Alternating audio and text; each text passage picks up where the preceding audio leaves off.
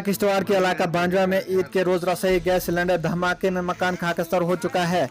इस दौरान मकान में मौजूद लाखों का सामान पूरी तरह से जल चुका है। मकामी लोगों ने मकान को बचाने की काफी ज्यादा कोशिश की मगर कामयाब न हो सके। इस दौरान माली नुकसान के अलावा जानी नुकसान की कोई इतला मासूल नहीं हुई।